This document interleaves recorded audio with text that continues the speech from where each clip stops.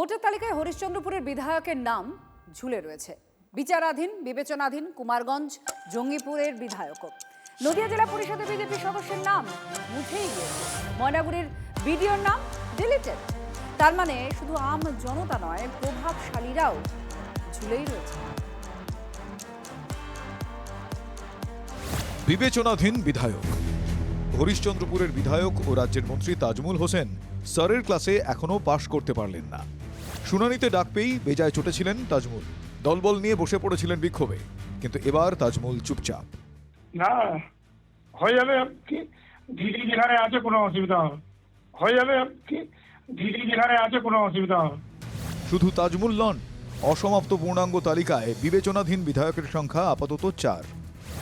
বিবেচনাধীন বিধায়ক হরিশ্চন্দ্রপুরে তাজমুল হোসেন, জঙ্গিপুরে জাকির হোসেন, গোয়ালপুকুরে গোলাম রব্বানী, কুমারগঞ্জে তোরাফ হোসেন মণ্ডল। ভোটার লিস্টে নামের পাশে বিচারাধীন শব্দ দেখে ভোটাররা ভাবছেন 26-এ ভোট দিতে পারবো কিনা। কিন্তু বিধায়কদের মাথায় যে অন্য চিন্তা, ভোটার হিসেবে নামটাই যদি না থাকে তাহলে ভোটে দাঁড়াবেন কিভাবে?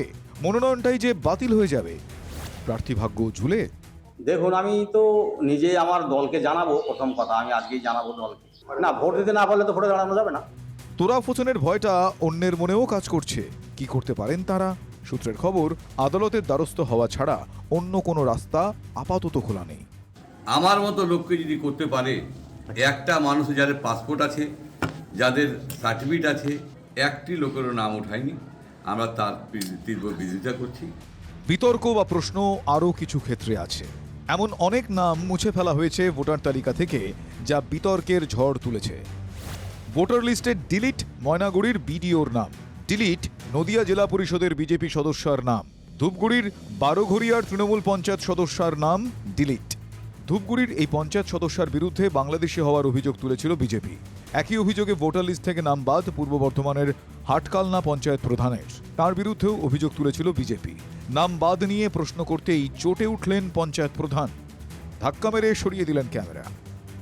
Bureau report, TV9 Bangla.